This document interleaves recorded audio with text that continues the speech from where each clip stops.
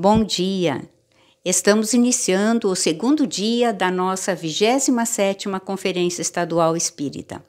E com muita alegria, registramos companheiros que vêm de outros estados que nos honram com sua presença.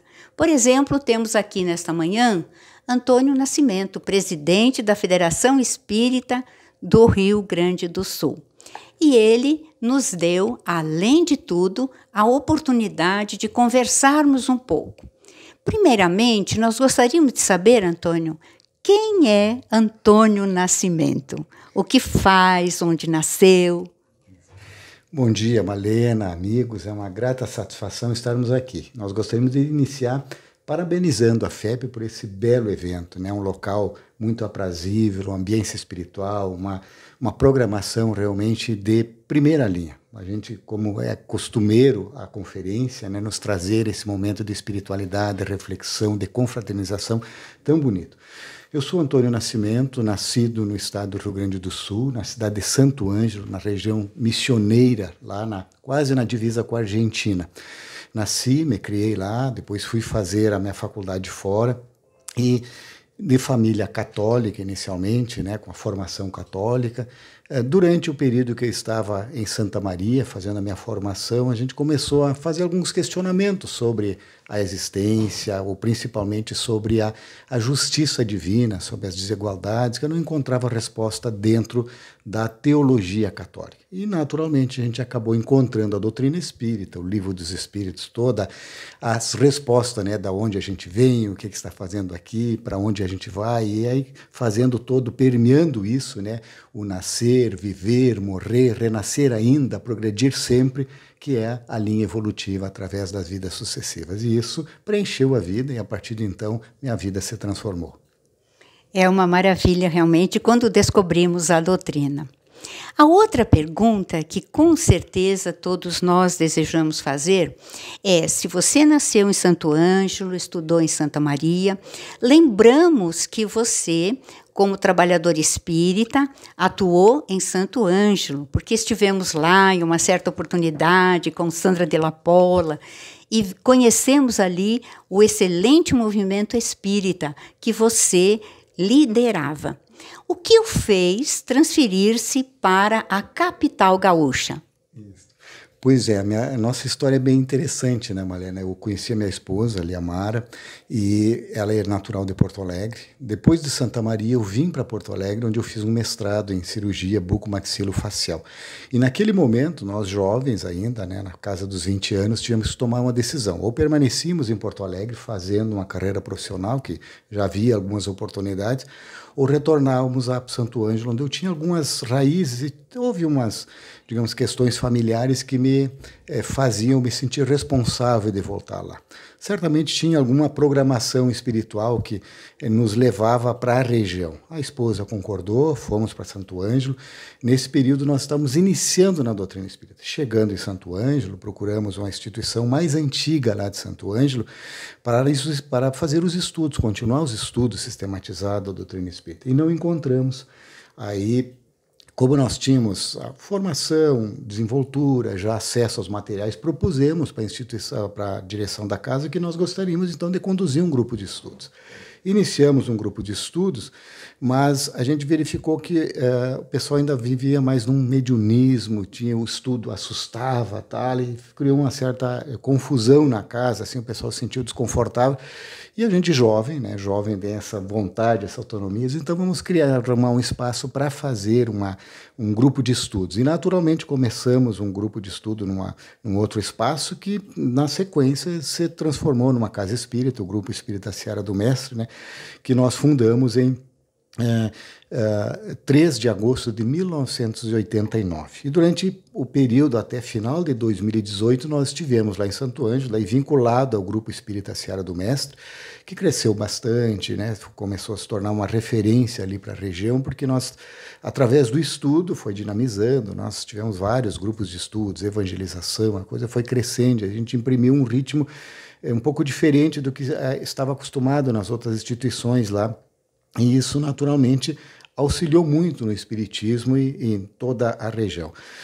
Fomos presidentes da União Municipal Espírita de Santo Ângelo em algumas ocasiões, quando tu estiveste lá com a Sandra, daí começamos a promover eventos, trazer conferencistas, palestrantes, trabalhadores de diversas partes do Brasil, e isso dinamizou naturalmente o movimento.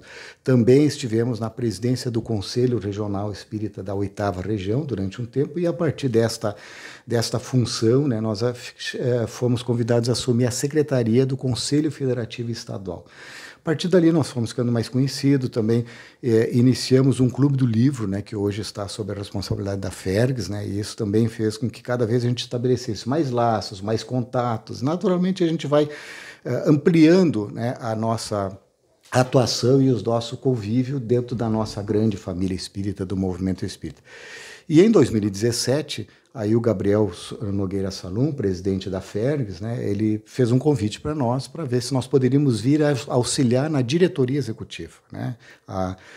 Mais especificamente, ele propôs que a gente compusesse na chapa que teria uma eleição a vice-presidência doutrinária, né, em substituição à nossa excelente Rosi Possebon, que fez um belo trabalho durante um tempo, mas que não poderia mais permanecer. Lógico que para isso a gente precisava retornar a Porto Alegre, a Lia, né, e nós, depois de um período de 30 anos em Santo Ângelo, vir para Porto Alegre. Mas a espiritualidade, ela também vai criando algumas oportunidades. Eu já tinha um filho, o filho mais novo estava em Porto Alegre, os pais da minha esposa, da Lia, já estavam mais envelhecidos, precisando de uma assistência maior da família. E nós já tínhamos uma carreira profissional, já estava estruturado, os filhos se encaminhando bem na vida. E, diante desse questionamento, a gente diz, olha, se a gente veio o convite, né, veio o chamado, né, vamos realmente ver se a gente pode contribuir. E viemos, como diz o gaúcho, de mala e cuia para Porto Alegre. Final de 2018, daí ficamos 3 anos na vice-presidência doutrinária, e ao final, né, também por convite da gestão, por uma certa concordância e unidade no movimento, o pessoal nos convidou, né, para que a gente compusesse uma chapa para a presidência da FERGS, lá junto com demais companheiros. E foi dessa forma que a gente assumiu, então, em 2022, né, a presidência da FERGS, e agora, no final desse ano passado, nós fomos reeleitos para mais um triênio na presidência da FERGS. Que maravilha! Isso nos dá exatamente a tônica de que o mundo espiritual é que tudo planeja. A gente não sabe, mas está tudo planejado para nós. Mas veja, Antônio, algo que a nós tocou imensamente, em verdade, a toda a alma espírita brasileira e até do exterior, foi aquela tragédia das enchentes no Rio Grande do Sul. Você poderia nos dizer quantas casas espíritas foram totalmente destruídas e quantas parcialmente?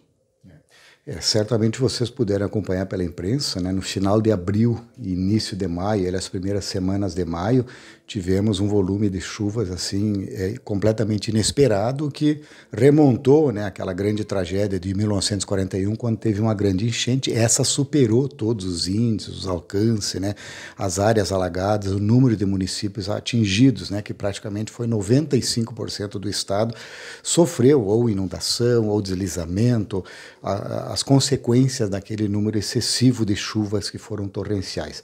E no estado, né, nós somos 408 instituições, 32 foram atingidas, algumas mais parcialmente, algumas totalmente destruídas, né, como o Centro Espírita Leon Denis, lá de Lajeado, do lado do Rio Taquari, que foi praticamente levado a água abaixo, né, também no Vale do Caí, lá São Sebastião do Caí, várias instituições que tiveram paredes arrebentadas, os móveis completamente perdidos, né. Dessas 32 instituições, né, só foi possível a gente recuperar-se num prazo muito rápido, porque o Brasil espírita e mundial, como tu colocaste, né, fez uma corrente de solidariedade e aportou recursos que foram valiosos e assim, fundamentais para que a gente pudesse fazer essa recuperação. Então, num prazo muito curto, a gente pôde apoiar as nossas lideranças, né, que também muitos atingidos nas suas casas, no seu trabalho, né, com todas as consequências, os trabalhadores, né, isso fez com que eles pudessem, então, recuperar aqueles postos de socorro, né, que o Centro Espírita, para acolher escolher, inclusive, aquelas comunidades atingidas. Das 32, todas estão recuperadas, né? Todas estão recuperadas. A última, na verdade, que já está em funcionamento, né, praticamente terminando, é exatamente o Centro Espírita Leon Denis, lá de Lajado, que precisamos comprar um outro espaço. Eles compraram um imóvel, estavam reformando, já estão com um grupo de estudos lá dos trabalhadores, e agora, dia 14 de abril, eles reinauguram para o público, então, numa zona agora segura. Todas, né? Nós tivemos um aporte de valores superiores a R$1 milhão, né, através do FAI, do Fundo de Auxílio Emergencial para o Centro Espírita, que, por uma inspiração, né, do alto, ele foi gestado, tramitou por todo o movimento espírita, pelo Conselho Federativo Estadual, e aprovamos ele, toda a regulamentação, toda a normativo do nosso FAI, no dia 6 de abril. Poucos dias antes de iniciar as chuvas, né? E a gente conseguiu repassar mais de R$800 mil, que foi o custo desses para que as casas fossem recuperadas, e os valores remanescentes agora estão sendo também disponibilizados para outras casas que não são emergenciais, não é precisar fazer uma reforma no telhado, fazer uma adequação para PPCI, para inclusão, colocar uma rampa, colocar uma plataforma elevatória, né? Quer dizer, esses recursos são todos integralmente utilizados para os centros espíritas, né? Foi muito bom esse auxílio, né? Foi fundamental, e a gente vai ser grato por toda a eternidade. Você, por acaso, acredita em intuição? Veja bem, vocês planejaram, quer dizer, tiveram essa intuição de criar este fundo, que nós aqui no Paraná também criamos, aprovamos, esperamos que aqui não tenhamos enchente. Mas início de abril, e no mesmo mês, acontece a tragédia. Que coisa!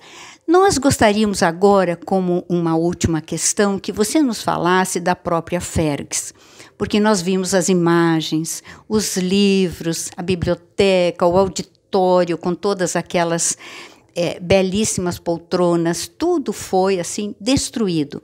Como está a Fergs hoje? Realmente, a Fergs também, no dia 4 de abril, né, a água foi chegando, na sexta-feira eu estive ao entorno da Fergs, a água já estava próxima lá, a gente vibrando, naquela incredulidade de que não era possível aumentar, ampliar, a gente não imaginava que a água ia invadindo todo aquele espaço da cidade, né. A Fergs, ela está a cerca de 2 quilômetros do Lago Guaíba, né, e a água foi vindo, porque ela vinha pelo sistema pluvial, ela rompendo as comportas, né, ela ia minando assim, aparecendo de baixo assim e alagando, né? Realmente foi intenso.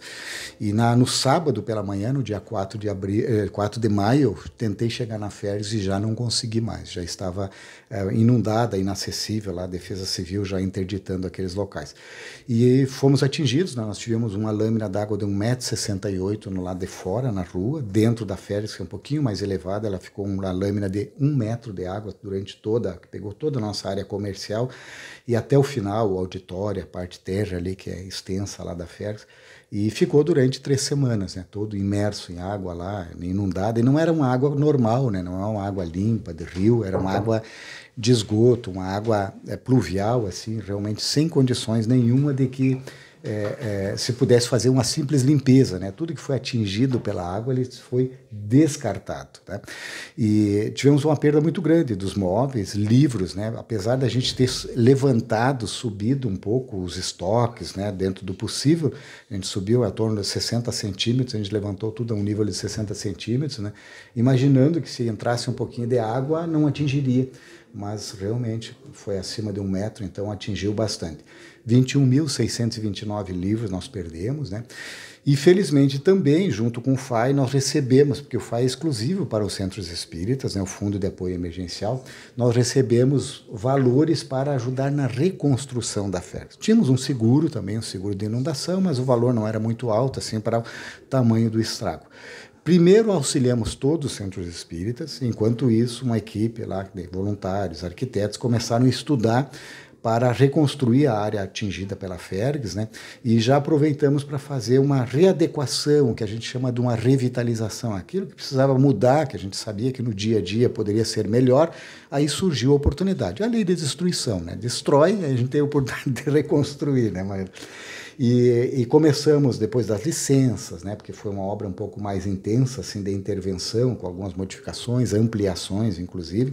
Nós iniciamos no praticamente final de outubro e agora estamos terminando, né? Agora, no final de março, a gente deve estar com essa área toda reconstruída, já estão com os mobiliários contratados e a gente deve reinaugurar esse espaço, possivelmente agora durante o mês de abril. A gente já tem uma data ali próximo do 18 de abril, né? Porque quando a nossa livraria Fergs ela completa 71 anos, né? Então a gente quer aproveitar essa data ali para ver se consegue convidar os amigos de todo o Brasil ali, ou pelo menos transmitir essa nossa reinauguração lá.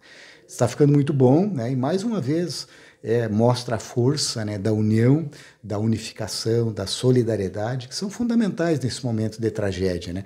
E para nós é uma experiência interessante, porque a gente vê e se somou muitas vezes em campanhas, né, para enchentes, para outras calamidades, né, mas nunca passando diretamente. Agora que nós vivenciamos realmente, a gente percebe o quanto quem recebe precisa e o quanto isso nos ajuda a nós nos reerguer, prosseguir, né? Ter esse alento, essa fé, essa esperança no futuro para que a gente possa prosseguir. Então, da nossa parte, mais uma vez agradecer. E a Federação Espírito Paraná, através do Adriano, né, da Malena, aqui, que estavam sempre em contato conosco, né, Malena, nos deram um grande apoio, né, para que a gente pudesse manter essa campanha, né, da transparência dela necessária, que a gente precisava saber, porque a gente tinha um certo cuidado, né, sabe que mesmo durante esse evento houve muitas questões de fraude e tudo mais, e a gente, pelo movimento espírita, a gente precisava assim, ter todo o cuidado, né, porque qualquer coisa que macule a doutrina espírita, ou uma casa espírita, ou uma federativa, ela, de certa forma, ela tem um peso, um fardo para todo o movimento. Então, a responsabilidade era muito grande, a gente imagina que tenha conseguido, né, passar e corresponder a essa confiança que a gente recebeu de todos os nossos irmãos. E assim, nós ficávamos imensamente emocionados cada vez que você nos mandava as imagens, era assim, a água tomando conta. E depois acabamos de reinaugurar. Isso nos deixava realmente muito emocionados. E, sobretudo, assim, felizes porque nós colaboramos um pouquinho para isso. E agora, para finalizar, então, Antônio, quer deixar uma mensagem? Você, como trabalhador espírita, como líder no movimento do seu estado, como nosso amigo de tantos anos, uma mensagem para os nossos internautas. Malena e amigos, eu gosto muito do capítulo 20 do Evangelho segundo o Espiritismo. Acho que certamente todos devem saber que se chama Os Trabalhadores da Última Hora. Esse capítulo me chama a atenção porque ele tem uma característica. É o único capítulo do Evangelho que Kardec coloca a mensagem dos Espíritos e ele não faz nenhum comentário. A mensagem está tão clara, está tão nítida, né? E lá nós temos no item 4, né, onde o Erasto vem falar da missão dos espíritas em geral. Qualquer espírita, frequentador, simpatizante, trabalhador, tem que estar atento a essa missão que nós temos no mundo, especialmente nesse momento em que a transição se acerca. Mas no item 5º, né, o espírito de verdade ele vem falar para um tipo de espírita. Nem entrando na classificação que Kardec faz lá no livro dos médiuns, dos tipos de espírito. Mas ali o espírito de verdade ele fala dos obreiros do Senhor, que é o verdadeiro espírita, o espírita cristão do Kardec, que é aquele que tem que pegar, né, a tarefa, pegar a sua charrua, não olhar para trás. É o momento de testemunho, é o momento de definição, é o momento da gente realmente viver no mundo sabendo que estamos de passagem e que as nossas ações sejam priorizadas, né, realmente da espiritualidade. Vamos cumprir com as nossas tarefas familiares, materiais, profissionais, mas sem perder de vista a importância da espiritualidade e o testemunho. Eu gosto também de Joana de Ângeles, quando lá no livro Vida Feliz, no capítulo, ou na mensagem 120, ela nos lembra que mesmo que eu não saiba, eu sou um exemplo para alguém. Sempre tem alguém que está me observando. E nesse momento em que a humanidade passa por tantos conflitos, tantas dúvidas, essa fé no futuro, essa certeza de que nós podemos superar e que vale a pena continuar semeando, ele é fundamental. E esse bom ânimo nosso, ele vai certamente fazer com que mais e mais trabalhadores se levantem, possam ter esses laços de solidariedade, que o trabalho se fortaleça e, lógico, sempre usando a tolerância que Kardec tinha também como seu lema, né, para que a gente conviva com os diferentes, a gente possa prosseguir na nossa fileira, na nossa falange, cumprindo com a oportunidade reencarnatória, com as tarefas que cada um as tem, né, mas não recuando, não tergiversando e fazendo o nosso melhor para que ao final da nossa existência a nossa consciência seja tranquila. E no Céu e Inferno, Kardec faz esse estudo, né, nessa obra, né, os espíritos que estão bons, estão bem, os que não estão bem, como é que eles viveram para estar lá, né? Então, né, vão atingir ou vão estar nesse estado de consciencial de reino do céu aqueles que fizerem a vontade de meu Pai. As leis divinas, lá desde o Primeiro Testamento, as leis da lei de amor de Jesus, as leis morais da doutrina espírita, elas são fundamentais para que a gente viva, mas viva com determinação, com coragem, com fé, com esperança. E isso vai nos levar à felicidade possível na face da terra, que é a consciência tranquila, a serenidade e a paz, e assim a gente vence qualquer desafio. Como que nós falamos agora há pouco. Deus nos permita que nós cheguemos ao fim da jornada sem falsearmos o passo. Lembramos sempre de Divaldo Franco. Quantas vezes nos disse, orem por mim, porque eu só acabarei a minha tarefa, a minha jornada no último passo. E se pode cair a qualquer momento. Muito obrigada, Antônio, por nos ter dado esta alegria de estar conosco, estes esclarecimentos, esta mensagem. Que Deus nos fortaleça os laços sempre mais.